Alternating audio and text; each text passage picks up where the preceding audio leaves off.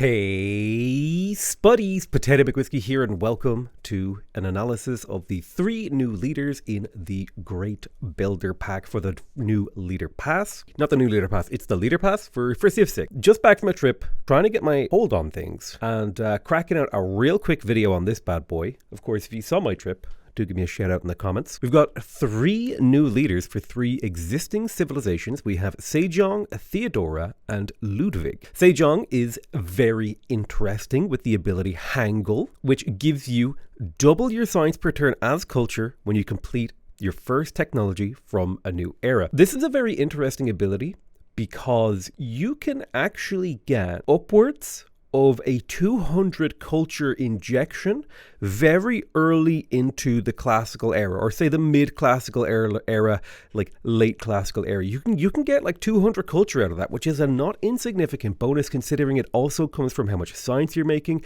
Korea is already a really good science civilization, right? You've got the Sejong that gives you +4 science, as well as +1 science for every mine adjacent to the Sejong and +1 food for every farm adjacent to the Sejong. You're going to be able to do a lot of really interesting optimization with Sejong. Or sorry, but not with Sejong. Now you still have the 3 kingdoms bonus, you still have the Hwacha. I think this is going to be a really interesting Civ, and I think people who liked Poland in Civ 5 are going to really like Sejong, especially because rather than just playing Poland, where you get like the free policy or whatever, Sejong actually gives you like an opportunity to optimize, right? You could if you play really, really well, you get a huge bonus. So yeah, this is quite powerful. It's basically like getting 2 moon landings, except you get it like as you progress through the game, which will let you snowball. You can hit certain timings much faster. Especially important is you're getting culture for your science output, which is really, really damn powerful. Yeah, super powerful Sejong is. I think Sejong's going to be a really interesting civ to optimize on. Tempted to play them first because I haven't done a science game in a while. Then we also have Theodora, who is I should compare that to Sunduk, who has the Hwarang ability, and that gives you 3% culture and science for each promotion they've earned, including their first. So definitely I feel like Sejong is way better at going wide compared to Sunduk, and will generally have more culture in their game. I think Sunduk is really good at doing like a tall build, like maybe a 3, 4, 5, maybe 6 city build. I think a 3 to 4 pushing 5 cities for Sunduk kind of is where you want to be. It all depends on your land now, of course. But Sejong, he can go super wide. He can do super really cool, interesting things. Korea, in general, just a really strong, fun civilization, and having an alternate leader ability is going to be super fun to play around with. We also have Theodora here, who has the Metanoia ability. This is a replacement for Basil. Now, if you forget, Basil's ability is Porphyrogenetos, which allows your heavy and light cavalry units to do full damage to the cities following the same religion as Byzantium, and you also gain the Tagma unique unit with the Divine Right Civic. So he has an extra unique unit, and his cavalry are really good against walls. Theodora trades the extra heavy cavalry unit and the ability to go on the conquest spree for a really interesting bonus here. Her holy sites provide culture equal to their adjacency bonus, and farms provide a faith adjacency bonus to both hippodromes and holy sites. So I feel like Theodora is going to be incredibly powerful, incredibly interesting when it comes to doing like an early faith crusade push, killing your neighbor, and then transitioning into a tourism victory. I think that's going to be the default way to play her. I was tempted to play her first, but I have done so many tourism victories lately that I want something a little bit different. Yeah, she still has the Taxis ability, so if you kill one of your neighbors, you get +3 combat strength because you've converted their holy city, presuming they have a holy city. You can also spread your religion through combat, which is really handy. A really fun combo, actually, believe it or not, is to go Theodora with Warrior Monk and get the promotion on your Warrior Monks that also allows them to spread your religion when they kill things, because those abilities actually stack with tax, which I don't think I need to tell you is incredibly fun when you kill a single unit and convert half an enemy's empire. Now, they also have the Dromon, which is just a reasonably strong quadrireme that's good against attacking units. I think it has extra range, which makes it a lot stronger because it, triples to quadruples to quintuples, how many of them can participate in a combat, depending on the angles, depending on the terrain.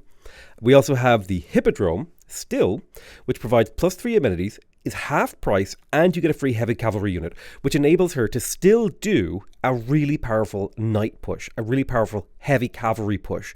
So there's a lot of interesting synergy here between the fact that she gets faith from farms. That faith can be converted into culture. The faith can also be converted into production. There's a lot of potential here for Theodora. Super exciting, super fun civ to play. Really looking forward to trying her out, and a very nice, more tourism heavy version of Byzantium, which I think was sorely lacking, because I do feel like Byzantium leaned a little bit too heavily into just let's go to war, and now there's an alternate leader here, which is awesome. Finally, we have Ludwig, who is the Swan King. Wonders, even if they're not finished, receive +2 culture for every adjacent district, and this culture is displayed in the city yields. All culture adjacencies provide tourism after discovering castles. The Swan King, this is probably, I think this basically completely transforms Germany from being like a really interesting science civilization that's good at killing city-states to being potentially one of the strongest culture civs in the game. So let me explain. The fact that you can just plant a wonder down, invest 0 resources into it, and still gain culture is insane. Then add to the fact that since you're eventually going to build a few of those wonders and you're eventually going to slap down theatre squares, those theatre squares providing early tourism after you discover castles that happens throughout the entire game. This is tourism no other civ has access to it, and Ludwig gets it earlier than anyone else, on top of having a really strong culture game, propels him into a really, really strong tier when it comes to tourism. Then you add to the fact that Ludwig can build extra districts. He has really high production from Hansas. Hansas are really easy to rush with commercial hubs. You can literally go like commercial hub into Hansa into Theatre Square, and you'll be on par with somebody who went like commercial hub Theatre Square. That's how powerful Germany is. This is going to be a wonder building superpower when it comes to tourism. They're going to get a lot of tourism from their wonders. They're going to get a lot of tourism from their theatre squares. Super, super powerful. And like, you compare that to Frederick Barbarossa, like, you miss out on the military policy slot for sure. You miss out on the combat strength against city-states for sure, which can be relevant sometimes when you're playing the game. But man, I can't help but feel Ludwig is just a straight upgrade over Frederick for almost every scenario outside of domination. Yeah, I think so. I think Ludwig is just a straight upgrade over Frederick, unless you're going for a domination game. Similarly, I think Sejong is a straight upgrade over Sunduk, unless you have a small amount of land. And I think Theodore is more of a side grade to Basil. So that would be kind of like my rating here, in that each of these leaders is unique and interesting in their own way. But I think Sejong and Ludwig are definitely like the standout power levels here, which is why I'm really excited to play Sejong first. But yeah, I would definitely go ahead and say that these are some of the strongest civs or leaders to have been released in the leader pass so far. Really, really interesting design. I really loved Ludwig. His ability is insane. It's super cool. Super interesting design decisions. Theodora, she breaks a rule, right? She translates one yield into another yield. This is a really interesting gameplay type, especially considering her other abilities. Super powerful. This ability alone, her leader ability, can probably carry your game. But when you add in Byzantium's other abilities, it can make for a really interesting decision space. Sejong, I just love this. This is just a really fun micromanagement style of play that I really want to play around with. So I'm probably going to go ahead and end this video and immediately start recording a Sejong video. That's going to be it for me. I hope you guys enjoyed this first look at Sejong, Theodora, and Ludwig. I love you all very much, and I'll see you guys next time. Bye bye.